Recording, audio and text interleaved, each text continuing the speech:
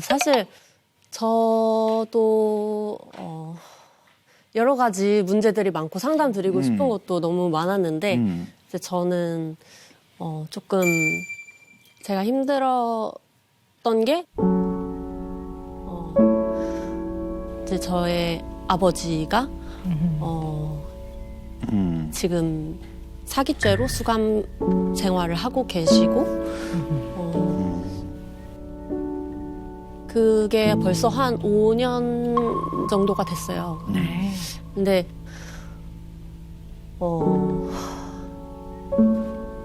어떻게 얘기해야 되지?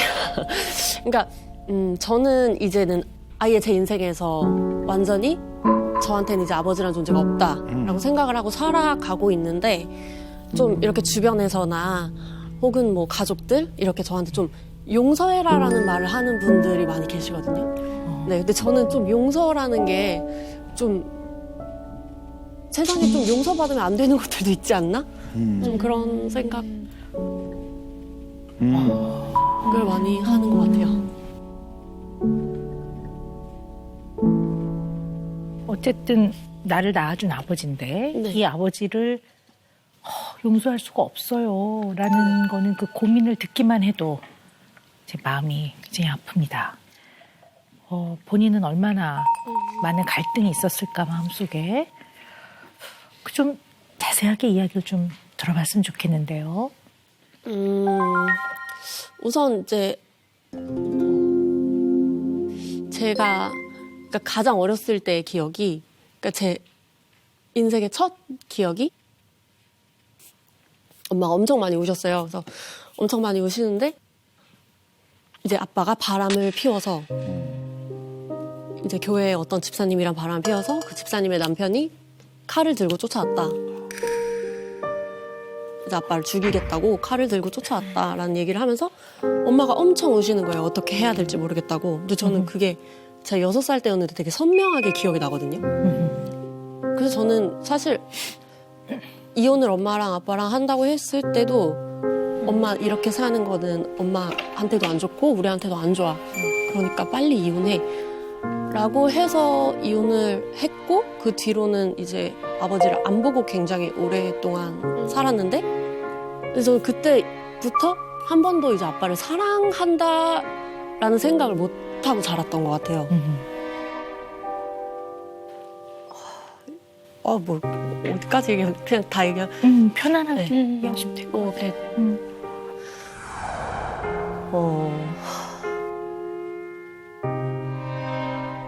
제가 앨범을 내면 이제 땡스트를 쓰잖아요. 네. 근데 저는 이제 한 번도 이제 아버지를 쓴 적이 없어요. 항상 뭐 엄마, 언니, 동생 뭐 이렇게 고마워 이런 식으로 썼는데 그거에 되게 화가 나셨나 봐요. 그래서 약간 저한테 막 협박을 하시더라고요. 그러니까 뭐 JYP 앞에 와가지고 기자회견을 하시겠대요. 그러니까 제가 이렇게 뭐 부모를 뭐 무시하는 뭐 나쁜 말 이걸로 무슨 누가 기자회견을 받아주는지도 저는 모르겠는데 막 그렇게 말도 안 되는 소리를 하면서 막 저주를 해가지고 저도 막 욕을 하고 막 진짜 막 이렇게 제가 그렇게까지 화를 낸 적이 없었을 정도로 막 부들부들 떨면서 화를 냈었는데 엄마가 이제 그 모습을 보시고 너무 놀라신 거예요. 그래서 예은아 근데 너가 왜 그렇게까지 너네 아빠를 미워하냐. 그래서 엄마 근데 당연한 거잖아. 아니 어떻게 그럴 수가 나는 용서가 안 된다. 그랬는데 이제 저희 엄마는 이제 그 사람을 용서했다. 너무 오랜 세월이 지났으니까 10년이 더 지났는데 너도 이제 용서를 해라. 라고 하시더라고요. 우리가 흔히들 용서해주자. 좋은 마음으로 용서해주자. 좋은 마음으로 용서하면 결국 복이 너한테로 올 거야. 이런 말들을 잘 사용을 해요. 근데 용서라는 단어, 용서를 해야 되나 말아야 되나라고 생각하는 그 용서라는 단어를 쓸 때는 상대가 나의 인생에 굉장히 치명타를 줬을 때 용서라는 단어를 떠올리거든요. 그런 만큼 용서는 쉽지 않은 거예요. 그런데 예은 씨는 왜 이 시점에서 이 시점 네. 그래서 지금 갈등을 할까? 저는 그 생각이 들어요. 그게 이제 궁금해요. 왜냐하면 예은 씨 마음 안에서 됐어요. 이제 끝. 내 인생에서 뭐는 상관없어요. 이렇게 마음을 굳혔다면 아마 이 고민을 안 하실 것 같아요. 근데 생각은 그렇게 하고 계시지만 지금 마음 안에서는 굉장히 이것이 편치 않고 괴롭고 갈등이 있는 거거든요. 이 시점에서 왜 이 고민을 할까? 이제 언니랑 동생이 있어요, 제가. 언니랑 남동생이 있는데 언니랑 동생은 조금 그런 아빠가 많이 그리웠나 봐요, 아빠의 존재가. 근데 그러던 와중에 이제 언니가 결혼을 하게 되고 이제 언니가 결혼을 하면서 좀 아버지의 존재 같은 게 또 필요하잖아요. 그러면서 아빠를 자주 보게 되고 그러면서 제가 또 이제 드라마를 찍게 됐는데 그 드라마의 역할이 이제 충청도 소녀인 거예요. 근데 저희 아빠 이제 충청도 분이신데 같이 아빠 살던 곳에 가보자라고 해서 아버지랑 같이 충청도에 가게 됐어요. 저랑 둘이서. 그래서 그런 게 제 인생의 첫 경험이었고 뭔가 아버지랑 어디를 간다라는 것 자체가. 네. 네. 근데 그러면서 막 설명을 뭐 여기가 아빠 자랐던 곳이고 여기가 뭐 이랬던 곳이고 하는데 또 본인의 상처가 있으시더라고요. 서자로 자라셨고 아빠를 아빠라고 부르지 못하고 자라셨더라고요. 몰랐어요. 이제 그런 얘기들을 하면서 저도 아버지를 용서하게 됐던 거죠. 그 당시에는. 그러면서 약간은 이해하게 되셨군요. 용서라는 표현보다는 약간 그냥 인간으로서, 네, 인간으로서. 저 사람도 상처가 있어서 저렇게 됐겠구나라고 용서 이해를 하게 됐었는데 어떻게 보면은 뭐 만나서 밥도 먹고 이렇게 하게 됐던 거죠. 근데 그러다가 이제 사기 사건이 터졌고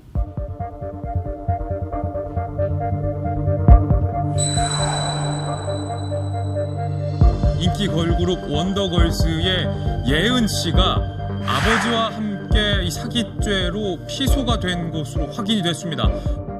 목사 박 씨가 엔터테인먼트 사업을 추진하겠다며 신도들에게서 받은 투자금을 빼돌린 혐의인데 가수인 딸도 엔터테인먼트 사업 설명회에 참석하는 등 적극 가담했다는 게 신도들의 주장입니다.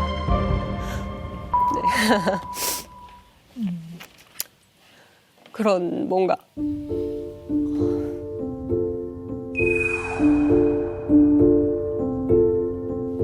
그러니까 평생 저는 아빠라는 존재가 없다고 생각하고 살았었으니까 되게 그 잠깐의 시간 되게 뭐 나도 아빠가 있구나 정도의 마음을 느꼈던 것 같은데 그게 이제 나중에 제가 고소를 당하는 상황이 된 거예요. 네. 그러니까 좀 이렇게 뭐 사인 CD도 줬고 뭐 같이 찍은 사진도 받고 이러니까 저 친구도 분명 어떻게 연관이 돼 있을 거다라는 식으로 제가 고소를 당하게 돼서 물론 뭐 무혐의로 끝나고 뭐 이렇게 제가 법원에 가거나 그렇게까지는 아니었지만 이제 사건이 터지고 나서 저한테 편지를 쓰셨어요. 저한테 이제 1억 5천을 그 영치금? 영치금? 생활하는데 보석금은 나와서 맞아요. 보석금인 것 같아요. 보석금으로 좀 해줄 수 있냐라는 편지를 받은 거예요. 근데 저는 그 제 인생에서 처음 받아본 편지였고 와 이렇게 내가 편지를 받아보는구나. 근데 제가 그때 진짜 들었던 게 진짜 글씨를 너무 못 쓰시더라고요. 근데 제가 글씨를 진짜 못 쓰거든요. 근데 그게 너무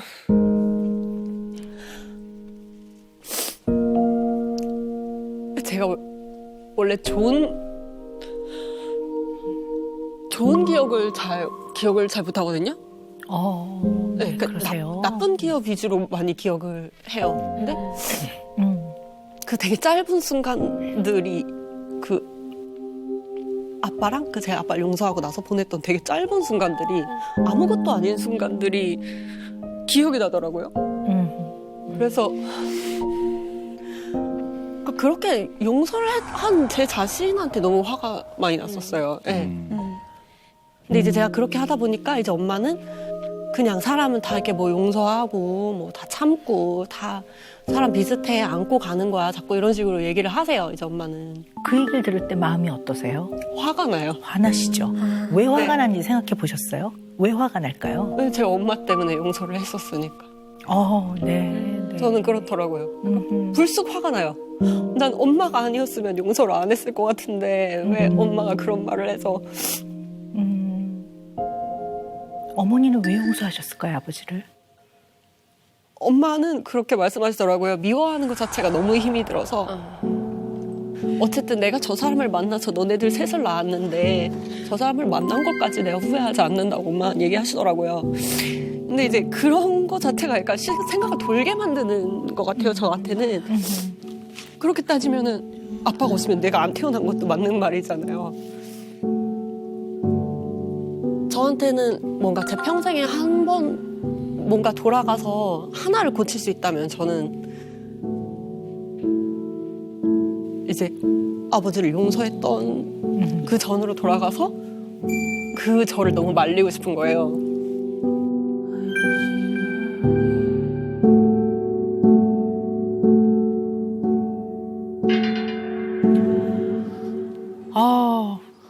정말 많이 힘들었을 것 같아요. 근데 어머니는 아버지를 용서하셨단 말이죠. 근데 사실 어머니는 맞아요. 어머니가 살기 위해 아마 용서하셨을 거예요. 그래서 사람들이 일반적으로 용서를 하게 되는 3가지 이유가 있어요. 근데 첫 번째는 용서를 하면 내 마음 안에 있는 깊은 상처가 좀 치유된대요. 또 2번째는요. 되게 나한테 치명타를 준 이 상대방이 어떨 땐 두렵죠. 용서를 하면 좀 그 두려움으로부터 벗어날 수 있대요. 그래서 오히려 용서를 받아야 될 사람보다 내가 우위를 점하고 선점했다는 생각 때문에 사실은 그런 두려움으로부터 좀 나를 보호하는데 역할을 한대요. 그래서 용서를 택하게 되고요. 또 3번째는 너무 깊은 좌절과 우울과 불안감, 적개심, 분노 이런 것들을 안고 살아가면 다양한 질병들이 걸려요.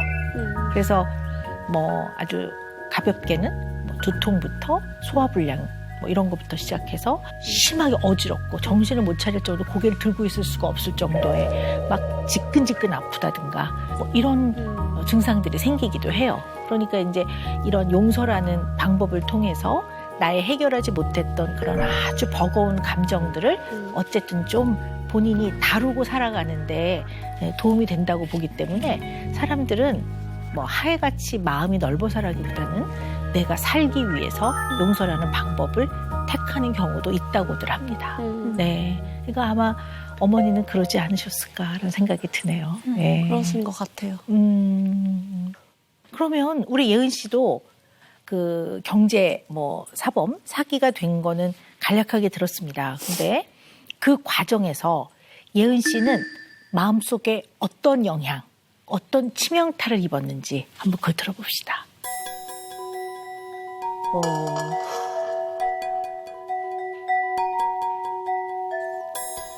이제 언니도 많이 힘들어했고 동생도 또 약간 공황장애를 겪게 되고 좀 가족들 다 많이 힘들었어요. 근데 좀 사실은 근데 저 때문에 힘든 것도 너무 많았거든요. 가족들이 자라면서. 예를 들면 누가 제 욕을 해가지고 가가지고 막 싸운 적도 있고 막 이렇게 살아왔는데 사실은 이게 그러니까 사실 저희 가족들도 가족들 잘못이 아니잖아요. 근데 어쨌든 제 가족들이기 때문에 제 언니고 뭐 제 동생이고 제 엄마고를 다 알고 있는 상황에서 이런 상황이 벌어지다 보니까 가족들도 가족들 문제가 된 거잖아요. 뭐 원망까지는 아니지만 그러니까 저희 엄마도 이게 사실은 뭐 예를 들면 너의 아버지가 아니었으면 이렇게까지 크게 기사가 되고 하지 않았을 수도 있는데 이제 엄마는 어떻게 보면 지나가는 말로 하신 건데 저는 좀 이게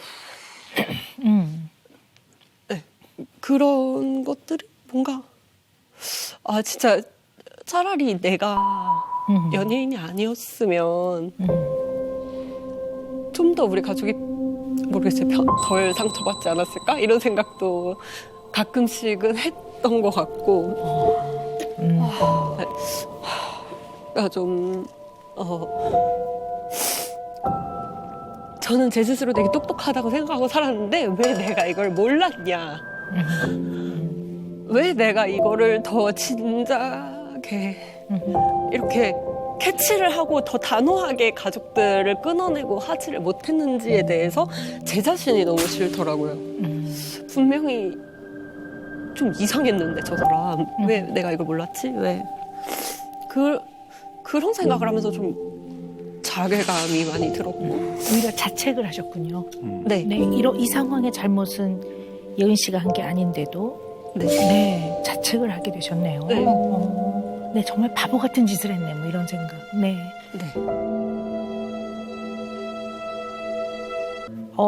그 사기 사건. 그 일은 예은 씨가 잘못한 게 아니에요. 예은 씨 탓이 아니란 말이에요. 그러니까 본인이 잘못한 것도 아니고 본인이 책임질 일도 아니고 책임질 수도 없는 일이에요. 맞아요. 예은 씨의 컨트롤, 통제 안에서 일어날 수 있는 일이 아니고 해결할 수 있는 일이 아니거든요. 그러니까 억울하죠. 근데 그 억울함을 잘 파악하고 잘 알고 계셔야지. 그러지 않으면 그 억울함 때문에 본인을 다치게 해요. 본인한테 해롭게 해요. 뭔가 내 안에서 처리를 다 못한 감정들이 신체 증상으로 많이 표현돼요. 그러니까 정말로 뭐 뇌 안에 혈관에 문제가 있거나 뭐 이래서 두통이 오는 경우도 있고요. 근데 그렇지 않은 경우는 혹시 내가 뭔가 굉장히 감정적으로 힘들거나 나를 힘들게 하는 생각들이 있나 이런 것들을 한 번쯤은 생각해 볼 필요가 있어요. 그러니까 이런 것들이 신체적으로 표현되는 것을 신체화 증상이라고도 표현을 합니다. 근데 굉장히 흔하죠. 어떻게 우리 예은 씨는 좀 어디가 아프거나 그러진 않고 괜찮으세요? 건강은 좀 괜찮으세요? 초반에는 많이 좀 아팠던 것 같아요. 두통도 많이 있었고. 네. 저는 좀 약간 그냥 막 좀 미친 사람처럼 막 진짜 그냥 돌아다니면서 막 아무렇지도 않은 척 많이 하고 다녔던 것 같아요. 사실은 아픈데. 네. 그래서 막 못 느끼신 거예요? 표현을 안 하신 거예요? 그러니까 어쨌든 그러니까 너무 화가 많았어요. 근데 이게 내 잘못이 아닌데 왜 내가 힘들어야 돼? 약간 이러면서 그냥 그냥 좀 내가 어떻게 돼도 좀 상관없다라는 식으로 그냥 막 좀 어떻게 보면은 뭐 저 자신에 대한 그런 학대일 수도 있는데 그냥 막 뭐 계속 뭐 술도 먹고 안 피던 담배도 막 피고 막 약간 좀 삶에 의욕이 많이 없었던 것 같아요. 그 다음에는 그냥 좀 다 타고 좀 재만 나는 느낌이라고 해야 될까? 저 하나 궁금한 게 있는데요. 되게 이제 자식 입장에서 부모한테 상처를 받거나 배신을 당했다고 느껴지면 사람을 좀 믿기가 어렵고 인간관계를 좀 맺는데 굉장히 어려울 수가 있거든요. 예를 들면 배우자감, 연인, 굉장히 가까운 관계이죠. 일단 연애를 시작하면 엄청 가까운 관계가 되잖아요.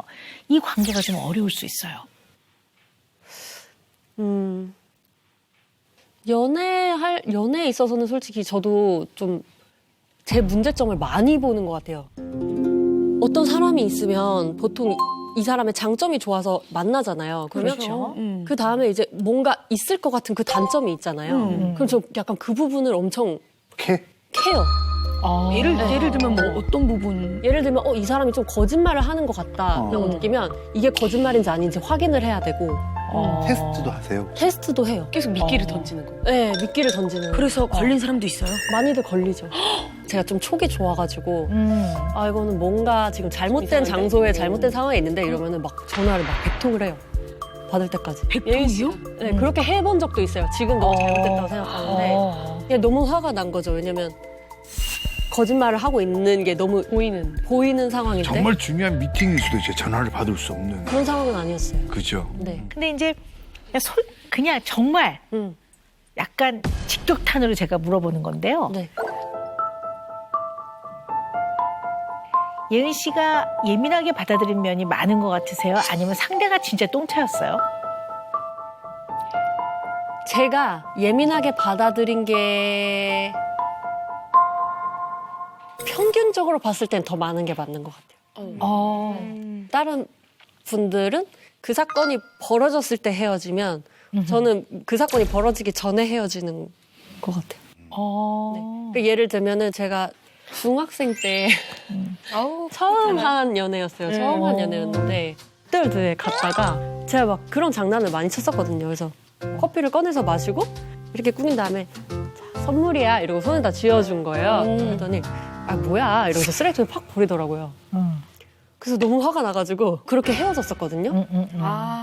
이걸 이렇게 딱 걔가 버렸을 때 저는 얘 사랑이 식었구나라고 생각했던 것 같아요. 그 저는 어렸을 때는 그렇게 생각했던 것 같아요. 이제 막 아빠가 바람을 피고 했던 게 엄마를 많이 사랑하지 않아서 엄마를 그만큼 좋아하지 않아서 바람을 핀 거 아닐까? 엄마가 너무 좋고 너무 사랑했으면 그런 행동을 못 하지 않았을까? 그러니까 나는 나를 정말 너무너무 사랑해서 막 내가 아니면 안 되는 사람을 만나야겠다는 생각을 했었어요. 그래서 처음 만났던 그 맥도날드 남자친구도 사실 정말 막 잘생긴 친구도 아니었고 막 근데 저 좋다고 좀 따라다니던 친구였거든요. 근데 아, 이 정도면 내가 만나도 내가 상처를 안 받겠지? 뭐 이렇게 생각을 했던 거예요. 네. 이게 너무 중요한 얘기인데요, 아하. 예은 씨. 이게 최악의 연애 방법을 선택하신 거예요. 이런 걸 회전문 연애라고 해요. 회전문. 이 회전문 연애라는 건 뭐냐면 내가 내 자신의 내면 안에 있는 나의 중요한 사람과의 어떤 관계에서 발생됐던 그런 아주 중요한 것들을 깨달지 못하면 연애라는 건 굉장히 가까운 사람이 되는 거잖아요. 이 사람과의 관계에서도 이런 것들이 그대로 작동돼서 그대로 행동하대요. 그래서 이런 것들을 repetition compulsion이라고 하는데 강박적 순환이라고 해요. 이게 그 사람이 갖고 있는 어떤 결핍 내지는 구멍의 의함이거든요. 이걸 깨달지 못하면 그 패턴으로 계속 사람을 만나거든요. 그러니까 예은 씨가 내가 어릴 때 이런 것들로 인해서 그러니까 나는 정말 누군가 나를 진심으로 사랑해 준다는 게 나한테 정말 중요하구나. 그러면 계속 누군가가 예은 씨를 막 너무너무 사랑한다고 막 거의 막 꼭 갖고 들어오고 막 매일 막 매달려 연락하고 막 너 없으면 난 죽어. 이런 거에 폭 빠진단 말이에요. 맞아요. 이 사람이 어떤 사람이건 간에 똥차인지 배차인지 그건 상관없이 나를 열렬히 사랑한다고 하면 이 사람하고 사귄단 말이에요.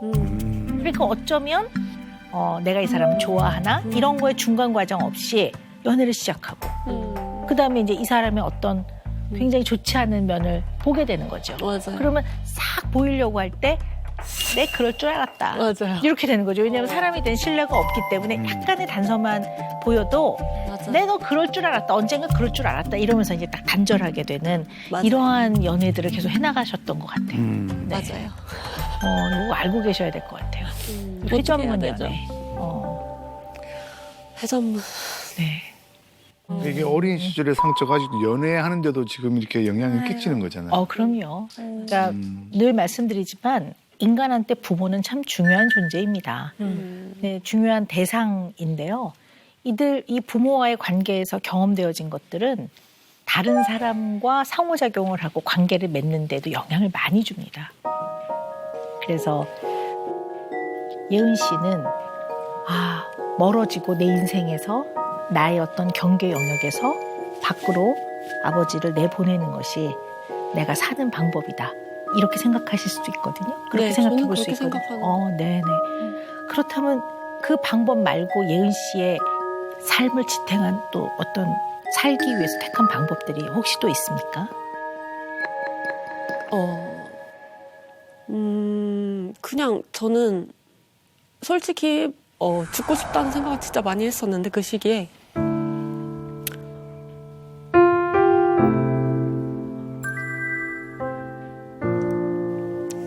그냥 제가 처음 이제 막 노래를 부르고 했던 시기가 정말 이제 엄마랑 아버지랑 사이가 아주 안 좋았을 때였거든요. 그래서 정말 되게 흔한 그런 거 있잖아요. 방에 들어가서 헤드폰 끼고 음악 듣고 막 싸우는 소리 듣기 싫어서 그렇게 음악을 접하고 시작을 했다 보니까 저한테는 좀 치유였던 것 같아요. 음악 자체가. 네. 펴져서 감춰 모았던 상자를 열어서 6살 동생이 태어나던 때와 별없어 저는 미웠던 아저씨 그리고 영화 멀게만 느껴졌던 꿈 무슨 얘기를 할까 아, 내가 이랬었구나.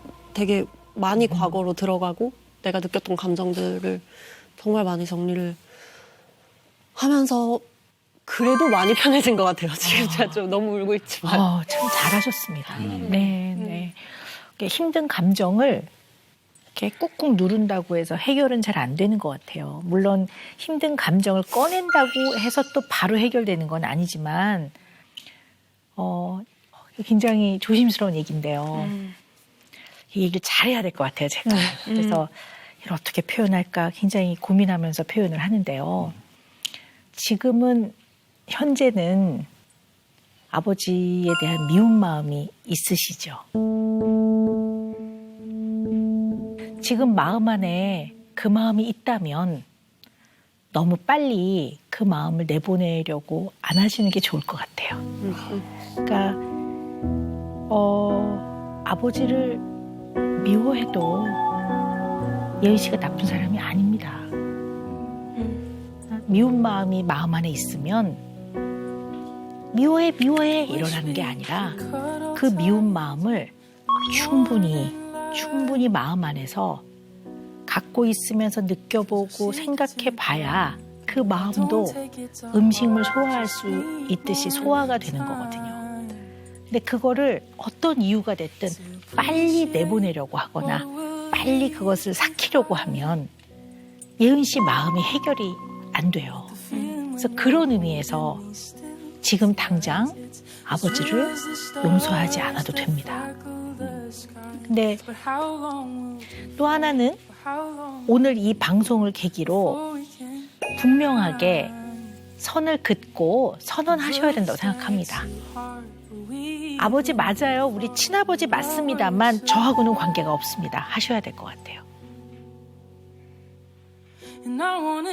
그래야지만 혹시나 만에 하나 어떤 일이 또 생겨서 그 일로 인해서 정말 아버지를 정말 더 미워하게 되지 않으려면 지금도 미운 마음이 있지만 이 미운 마음보다 더 많이 미워하지 않으려면 선을 긋고 선언하셔야 될 것 같습니다. 네.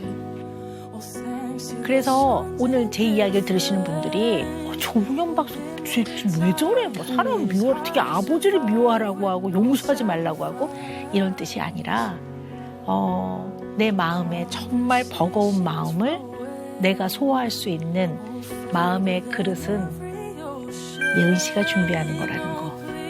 주변의 어떠한 기준이나 어떠한 압박에 의해서 그러지 마시라는 그런 말씀을 드리고 싶습니다. 감사합니다. 네, 저를 가수 이무송 씨나 스타일리스트 정윤기 씨로 오해하시는 분들이 많은데 비슷해. 윤경이랑 닮았다. 저는 광생강 만화 그리고 있는 박광수입니다. 반갑습니다.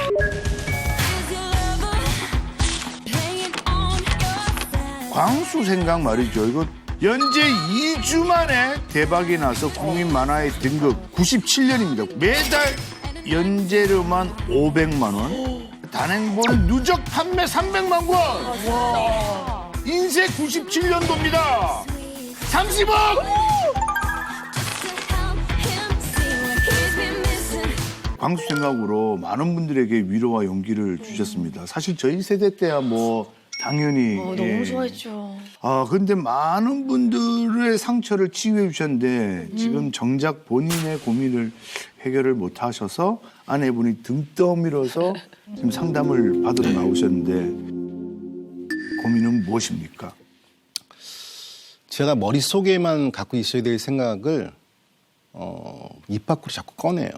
네. 제가 주변 사람들한테 좀 지적질을 좀 많이 하는 편이에요. 아하. 네, 지적질을 좀 하면서 제 마음과 다르게 좀 상처를 입히는 것 같아서 그게 좀 고민입니다. 그리고 또 그걸 알면서도 못 고치고 있으니까 그걸 오늘 좀 상담을 통해서 어떻게 좀 저를 좀 좋은 방향으로 바꿀 수 있을지 상담받으러 왔습니다.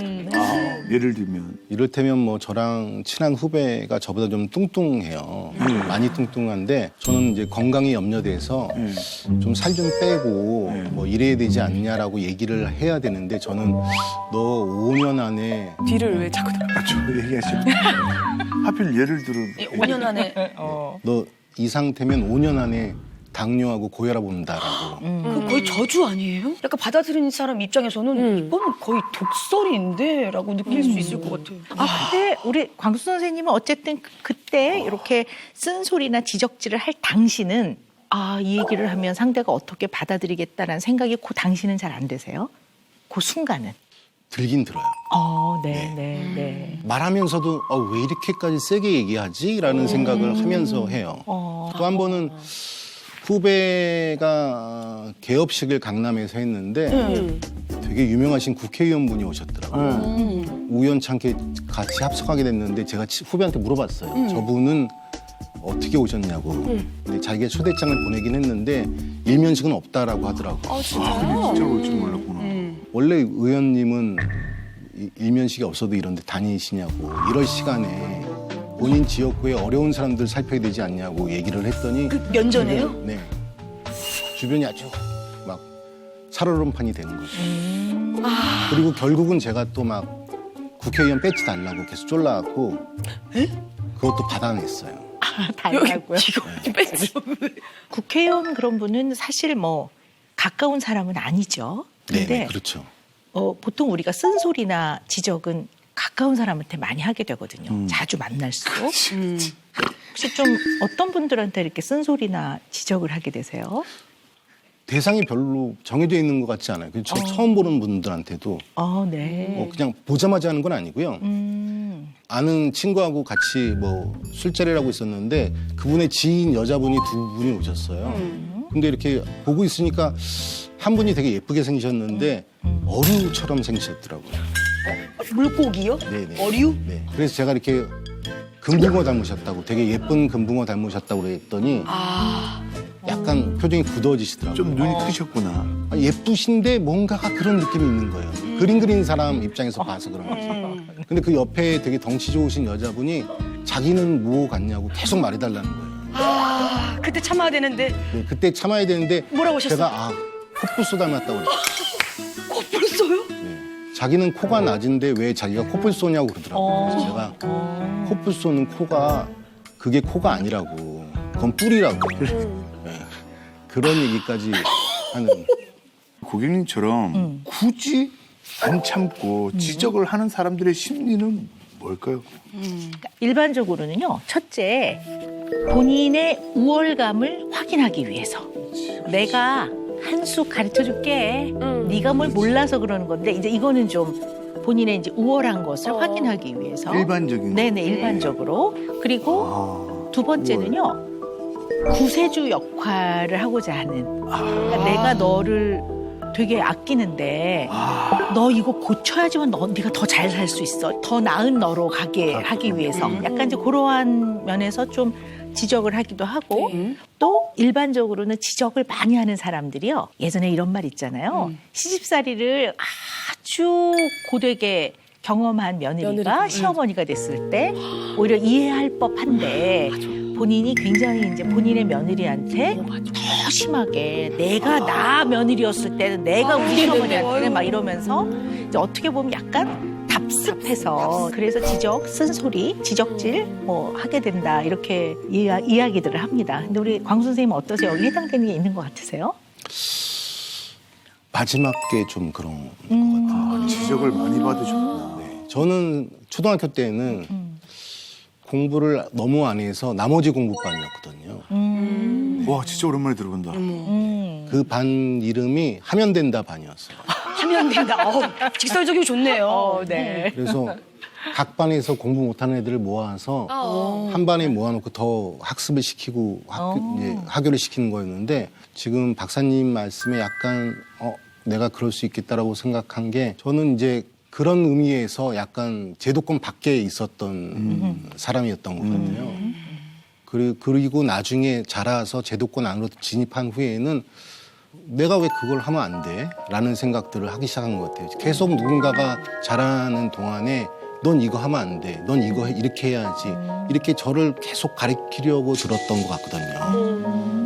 근데 그런 것들이 굉장히 듣기 싫었음에도 불구하고 선생님 말씀을 들어보니까 제가 그거를 답습하고 있는 게 아닌가라는 생각이 조금 드네요. 약간 반발심도 있는 것 같아요. 제가 왜 니들이 정해놓은 것들을 내가 따라가야 되는 거야? 나는 그냥 내가 하고 싶은 대로 하면서 살 테야 라는 그런 마음이 좀 있지 않나? 라는 생각.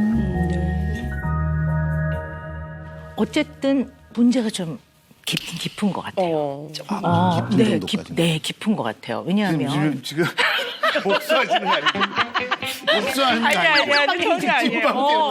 갑자기 얼굴 색이 확 변하면서 굉장히 심각하다고. 저도 이 프로를 좀 보긴 했는데 깊다라고 하시는 건 처음이에요. 네, 근데 좀 깊은데 왜 깊으냐면 네. 아까 제가 지적이나 쓴소리를 하는 일반적인 이유 3가지를 설명을 드렸잖아요. 그러나 이제 제가 파악한 바로는 이 3가지에 해당이 안 되시는 것 같아요. 아, 그래요? 네네. 근데 가장 큰 차이는요. 우리 광수 선생님은 후회를 하시잖아요. 후회. 그러네. 근데 이제 되게 내가 한 수 가르쳐 줄 거야. 이런 분이나 아니면 내가 이거를 사명감을 가지고 내가 너를 더 잘 되게 하기 위해서 내가 이렇게 해주는 거야. 또는 야, 나 때는 진짜 더 힘들었어. 이런 분들은 사실 그 얘기를 해주고 후회는 안 한다. 별로 안 하죠. 네. 근데 우리 광수 선생님은 후회를 하신단 말이에요. 네. 그럼 집에 가셔서 왜 보통 이제 밤에 씻으면서 샤워하면서 내가 왜 아까 그 얘기를 했지? 막 이렇게 곱씹으면서 후회도 하거든요. 네, 저 좀 후회를 하세요. 많이 하는 편이에요. 그러시군요. 저랑 친한 친구 재수 씨인데 그 집에 자주 놀러 가요. 그래서 그 집에서 밥도 먹고 심지어 제 친구의 그 재수 씨는 음식을 아주 잘하세요. 한 10가지 음식을 해서 주시면은 한 8가지가 맛있어요. 와, 다율이 너무 좋죠. 근데 다 맛있게 먹고 배부른 다음에 이 2개는 별로다. 뭐 이렇게 얘기를 해요. 그러면 이제 막 먹지 말라고 막 다시 오지 말라고. 다시 오지 말라고. 아니 10개 중에 8개가 맛있으면 굉장히 진짜 맛집인데. 그러니까 근데 그 2개 맛없는 거를 이야기를 해야지 직성이 풀리는데 집에 가서는 와이프한테 혼나고 또 씻으면서 반성하고 잘 때도 반성하고 다음날 또 나와서 또 다른 누군가한테 또 그런 말을 하고 이 얘기는 하지 말걸. 요 얘기는 내가 조금 더 순화시켜도 해서 하는 게 좋았을 텐데 이렇게까지 얘기를 할 필요가 있나. 이런 거를 되게 많이 곱씹어요. 근데 또 그런 일이 벌어지면 또 그렇게 하는 거예요.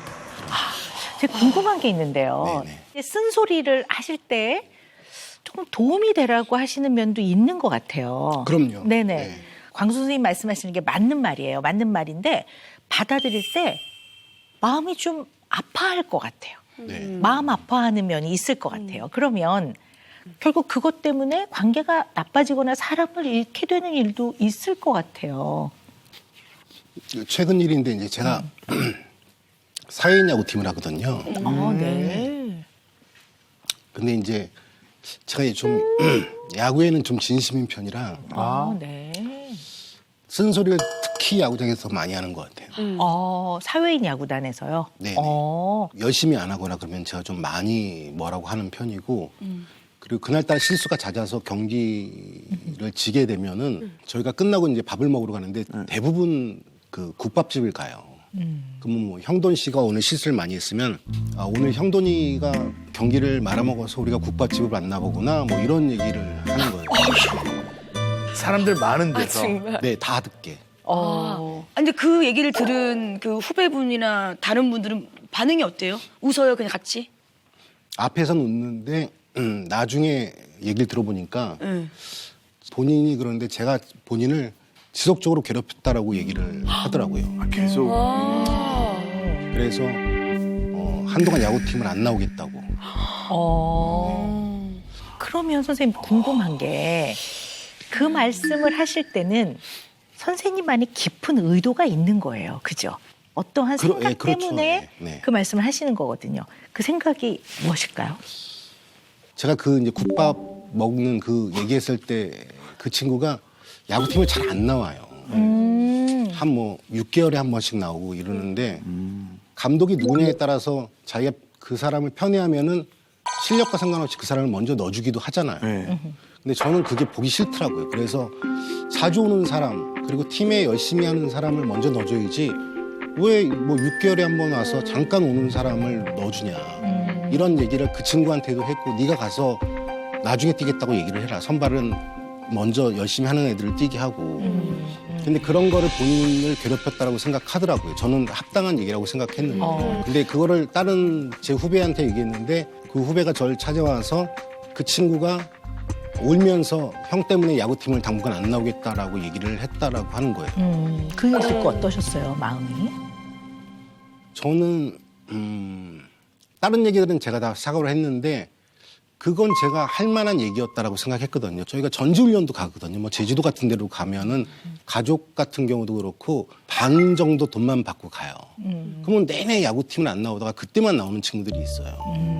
그리고 얄밉지. 뭐 TV 중계할 때만 또 나오는 친구들도 있고 굉장히 좋은 야구장에서 할 때만 나오는 친구들이 있고 그게 이렇게 보고 있으면은 그 중에는 뻔히 속이 들여다 보이는 친구들도 당연히 제 눈에 보이거든요.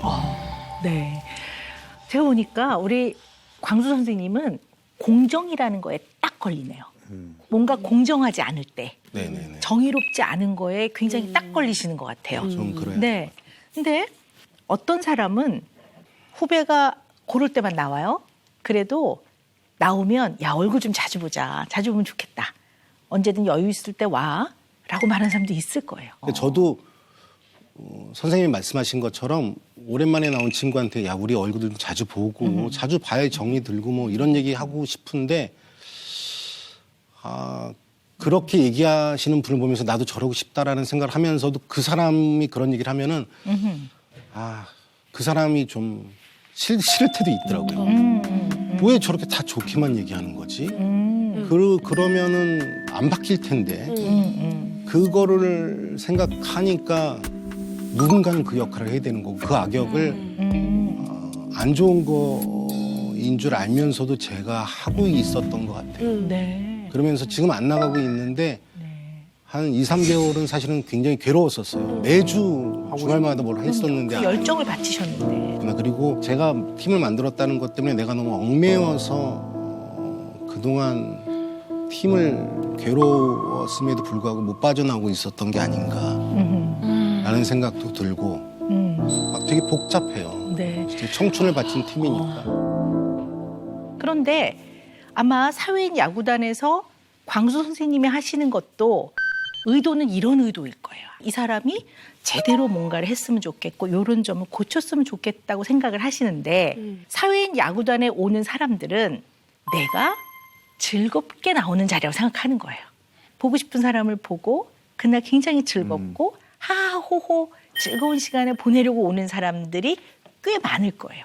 근데 그분들한테 마치 주 직업적 활동을 하듯이 엄청 긴장하고 정신 똑바로 차리고 있고 네가 이것을 하기 위해 트레이닝을 하고 이러라고 하는 게 틀린 말은 아니지만 그렇게 되면 또 다른 직업을 하나 갖게 되는 거니까 굉장히 싫은 사람도 있을 거예요. 나한테 왜 이렇게 부담을 줘? 나 여기 즐거우려고 나오는 건데. 그러니까 그분들의 생각과 우리 광수 선생님은 이건 unfair해. 이건 공정하지 않아. 이게 굉장히 많이 엇갈리는 거죠. 공정, 부조리, 뭔가 이런 거에 딱 걸리시는 것 같아요. 네, 이거 그런 보니까. 거. 네. 그래서 이 얘기를 할까 말까 제가 굉장히 고민을 지금 하면서 그래도 해드리는 게 나을 것 같아요. 이런 특성을요. 수동 공격적인 특성이 좀 있다 이렇게 표현해요. 수동 공격? 네, 수동 공격이라는 건 뭐냐면 패시브 어그레시브하다 이렇게 나와요. 그래서 적극적으로 표현하는 사람은 1인 시위도 하고 왜 막 사람들을 모아서 막 이렇게 하는 거는 적극적 표현을 하는 거라면 광수 선생님은 그거를 상당히 수동적 형태로 부당한 거에 대한 분노 이런 거를 아주 가까운 사람들한테 딱 표현을 하는 거죠. 그래서 이런 거를 수동 공격적이라고 표현을 해요. 네. 그러면 이제 또 궁금해지는 게 그럼 우리 광수 선생님은 왜 이렇게 부당함, 부조리, 공정하지 않은 거에 이렇게 몰두하시게 됐을까? 어릴 때 좀 혹시 추측하는 건데 네. 저희 집은 되게 유복했거든요. 저희 어렸을 땐 그거 다 쓰잖아요. 가정 그렇죠. 환경조사서. 가정 실태 조사. 네. 그런 걸 자간이 월세, 왜 쓰는지 아빠 차가 모르겠어요. 뭔지. 아빠 직업 뭐 이런 거 다 썼었어. 네. 그걸 쓰다 보면 당연히 학생의 환경을 알게 되고 그러면 못 사는 아이도 잘 사는 아이도 다 똑같이 돼야 되는데 선생님이 본인 집 TV 사는 거를 저희 부모님한테 와서 돈을 받아가시기도 한 거를 제가 어렸을 때도 봤고 그리고 엄마가 이제 학기 초에 뭐 무슨 일이 집안에 일이 있어서 금방 안 찾아가시면은 저를 때리시는 거예요. 그러니까 이제 시그널을 주는 거죠. 이제 너 천지를. 그런 걸 보면서 선생님을 굉장히 미워했었어요. 네. 선생님은 나쁜 사람, 그냥 뭐 돈만 하는 사람, 뭐 우리 집에 돈 받으러 오는 사람, 뭐 이렇게 생각했었거든요. 그걸 되게 좀 제가 아주 뿌리 깊게 제 만화에도 많이 그렸었고. 이제 조금 많은 부분에서 선생님의 생각과 마음을 좀 이해할 수 있을 것 같아요. 나는 이 세상을 조금 좋게 변하는 쪽에 일을 하고 싶어. 이러면서 사실 광수 생각을 그리시게 된 저는 아주 그 중요한 밑바탕이 됐다고 봐요. 그것이 뭔가 변화, 좋은 쪽의 변화를 하고자 하는 의도도 굉장히 많으셨던 것 같고 네. 네, 그런 의도가 있으셨던 만화라고 저는 생각해요. 누군가를 가리켜서 바꾸려는 것보다는 이런 세상이면 되게 좋겠어라는 그런 만화를 많이 그렸던 것 같아요. 근데 그게 이제 결국 받아들이는 독자들 입장에서는 뭔가 깨달음도 있고 울림도 있는 거죠. 되게 좋게는 제 만화를 보고선 뭐 힘으로 되게 안 좋은 생각을 했는데 계속 살기로 했다 그런 걸 편지를 받고는 아 내가 만화를 하는 것이 중요하고 좋은 일이구나라는 생각 같은 것들을 많이 했죠. 네. 아쉽진 않으세요? 아쉽죠. 네. 야구팀하고 비슷한 것 같아요. 아쉬운데 어쩔 수 없는 것. 이제 뭐 그만해야지라고 생각하는 거죠. 광생각도. 선생님의 내면 안에 좀 무력감과 약간 좌절감 이런 것들이 있으신 것 같고요. 그게 왜 그럴까라고 생각을 해보면 뿌리는 좀 어린 시절부터 왜 경험했던 사회 부조리, 부당함 이런 거로부터 생겼던 분노, 화 이런 마음이 약간 해결이 안 된 면이 있으신 것 같아요. 그래서 그 마음을 광수 생각이든 이런 책이든 선생님의 연재를 통해서 조금 더 세상을 바꾸는 쪽으로 해결해 보려고 굉장히 노력을 하셨던 것 같아요. 이런 것들을 저희 정신과에서는 승화라고 합니다. 승화라는 방어 기제를 써서 나의 어려움에서 출발을 했지만 이것을 승화라는 과정을 통해 좀 더 다른 사람 내지는 사회에 도움이 되도록 하는 그러한 방어 기제를 쓰게 되는 건데요. 제가 오늘 쭉 뵙고 느낀 거는 무력감과 이걸로 인한 약간의 좌절감이 있으신 것 같아요. 와이프도 그런 얘기를 해요. 네. 제가 전과 다르게 좀 무기력해지고 뭘 안 하려고 하는 것 같다고. 예. 그 혼자서는 엄마 아버지가 다 돌아가셔서 그런 거 아닌가라는 생각을 했는데 그리고 좀 나한테 시간이 좀 필요하지라고 생각하고 있었거든요. 예. 그건 뭐 너무 자연스러운 감정이라고 생각했는데 박사님 얘기를 들으니까 아, 그런 건가? 그런 생각도 좀 들고 네.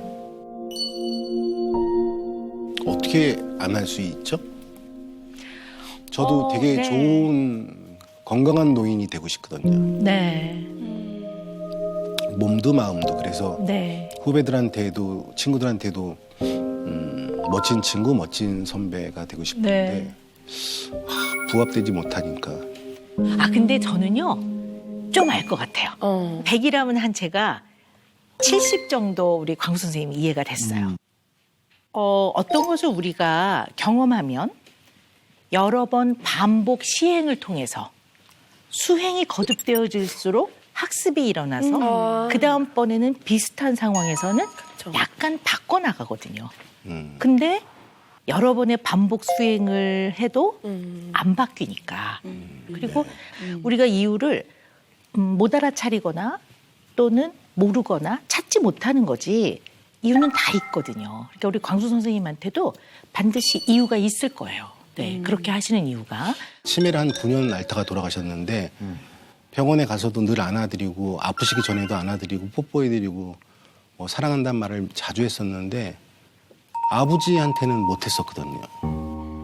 근데 그 일을 겪고 나서 아버지를 안아드리고 사랑한다는 말을 되게 하고 싶었어요. 그거를 그 해에 목표로 정할 만큼. 엄마가 아프시니까 아버지는 우울증이 오셔갖고 아파트 베란다에서 담배 태우시면은 며칠을 두고두고 보다가 아버지 뒤에 가서 안아드리려고 손을 한쪽을 어깨로 넣었거든요. 근데 아버지가 너무 놀라시는 거예요.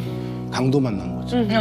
저도 놀래갖고 물러섰는데 아버지가 제가 뭘 하려는지는 아셨던 것 같아요. 그 다음에는 손을 조금 더 깊게 넣고 그러다가 나중에는 안아드리고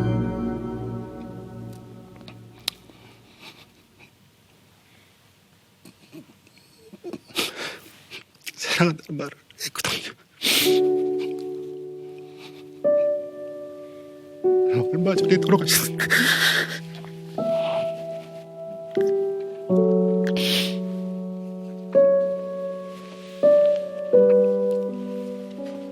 그러셨군요. 그래서 그냥 감정에 충실해서 사는 것이 맞지 않나 그런 생각을 지속적으로 하는 것 같아요. 네. 나이가 아주 많아도요. 부모님이 돌아가시는 거는 그 개인한테 너무 많은 영향을 줍니다. 그래서 아마 후회의 감정이 굉장히 많으신 것 같아요. 그러니까 돌아가시고 나면 이거 그때 이렇게 해드릴 걸, 뭐 음식을 먹어도 이거 좋아하셨는데 그때 한 끼 더 사드릴 걸, 뭐 이런 마음이 많이 드니까 이 후회의 감정 또한 우리 광수 선생님이 잘 이해하고 계셔야 되는 마음인 것 같아요. 그래서 주변에 쓴소리나 지적을 하시고 나셔도 이렇게 후회의 마음이 딱 들면 굉장히 마음이 아프신 것 같아요. 그래서 그냥 스스로한테는 애썼다 그동안. 네. 그냥 지금 당장은 저한테 토닥거려주고 싶어요. 애썼어. 네네. 네. 은영 매직 나가야 될 것 같습니다. 네, 우리 광수 선생님이 지금 전달하는 내용은요, 맞는 말이에요. 근데 요걸 너무 직격탄으로 날리시는 것 같아요. 요걸 조금 우회해서 표현을 한다고 해서 가식은 아니거든요. 그래서 내용까지 바꾸시라고는 말씀 안 드립니다. 제일 좋은 방법은 상대를 고려해 주는 걸 더 많이 하시면 될 것 같아요. 그리고 그냥 제가 말씀드리고 싶은 거는 개인에 대한 지적은 no. 근데 사회에 대한 지적은 yes. 그러니까 사회를 향해서 계속 부당하고 부조리, 정의롭지 않고 공정하지 않은 거는 선생님의 목소리를 높여주셔야 된다고 생각합니다.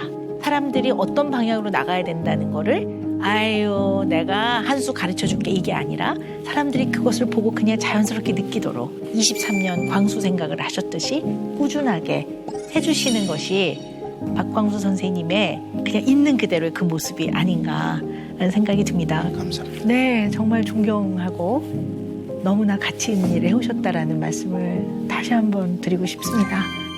가족 상담소에서 보기 힘든 장면이에요. 네. 뭔가 손놀림이 능숙하시네. 그러니까요. 많이 하셨네. 하필트 씨. 3장 정도만. 아, 네, 3장을 뽑는 네네. 거예요.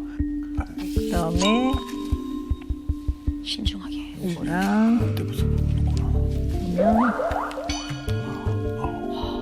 왜 이렇게 진지하게 하세요? 오.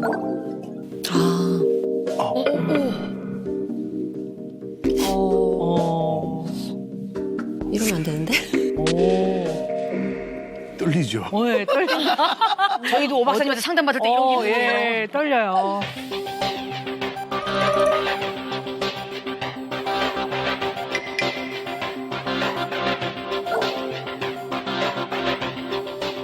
현재 상태로 봤을 때는 이게 현재거든요. 현재는 네. 되게 건강 관리에 유의를 많이 하시는 걸로 보여져요. 예를 들면은 뭐 좀 비타민 같은 거를 잘 챙겨 드신다든지 네, 뭔가 네. 좀 비타민 뭐 챙겨 먹죠. 네네. 어떤 관리를 네, 하고 계신 걸 맞습니다. 보이는데 네. 이 상황이 된 과거가 사실은 별로 건강에 대한 신경을 안 쓰고 살아오셨나 네, 봐요. 맞아요. 네. 네네. 그냥 그렇습니다. 너무 감정적으로 네.